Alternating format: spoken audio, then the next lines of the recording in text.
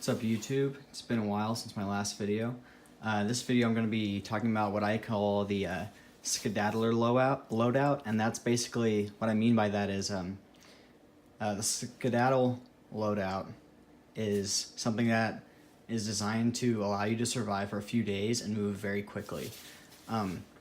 So basically it's kind of like your get home bag, and then what else you're wearing makes your skeddadler kit. So this is something you're going to want to like keep in your car typically, and then if you're anywhere between a few hours and 3 days walk, that's what this kit is designed for.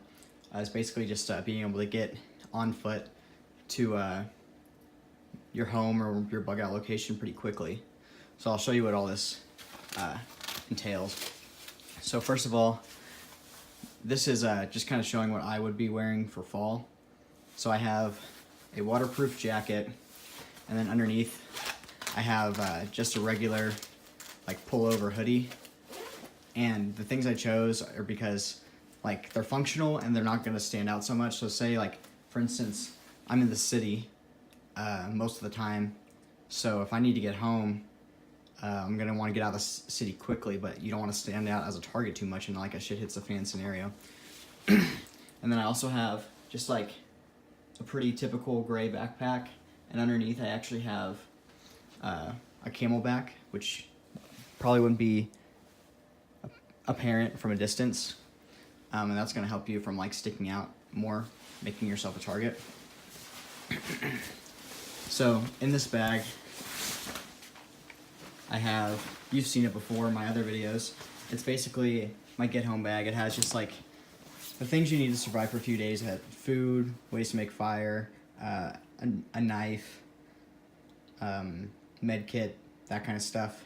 There's more, but if you'll refer to my, I forget what I called it. It was like my car kit video. I go through this bag, but just basic stuff you'd need to survive for 3 days.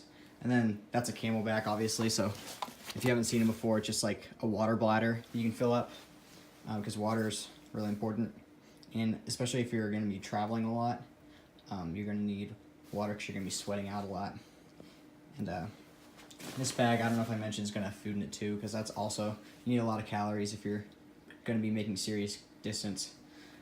So then my boots are, you want to have like a comfortable, hardy pair of boots that can do some serious trekking through like woods and stuff and not totally get torn to shreds.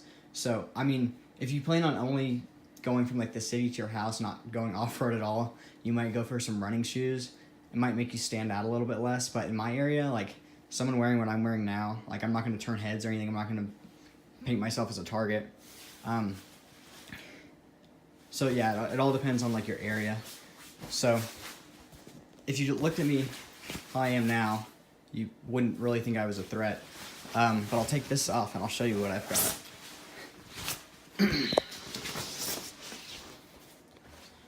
So I have my 9mm. I have a pocket knife, which that's pretty standard EDC for most people. It is for me. An extra mag, also pretty standard EDC. But then also I can conceal this SOG tomahawk really without any problems just by kind of sticking it in my belt, and no one would notice that really. But yeah, I guess that's pretty much it. So there's two kind of schools of thought. One is like the tactical loadout, and the other is the gray man loadout. And people kind of like debate which is better, but each is better for a different purpose. So the gray man loadout's really good if it like you know, shit hits the fan, is just starting.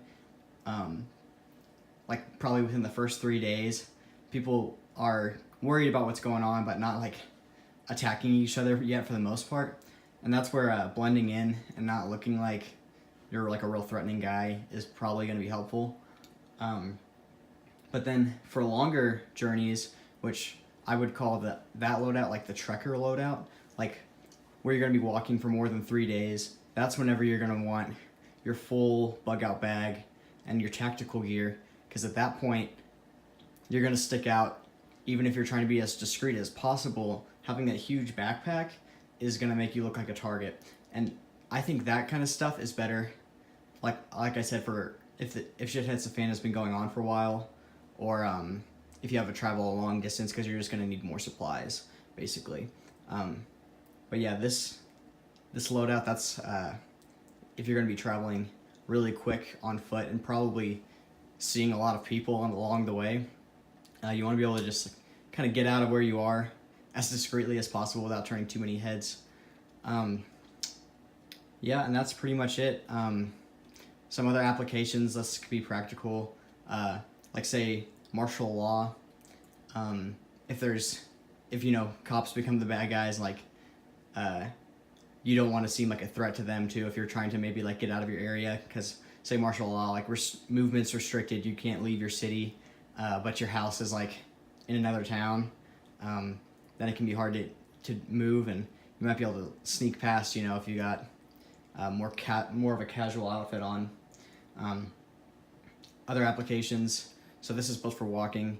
So a scenario, most kind of doomsday scenarios are going to involve road congestion anyways, from people all trying to like flee the city.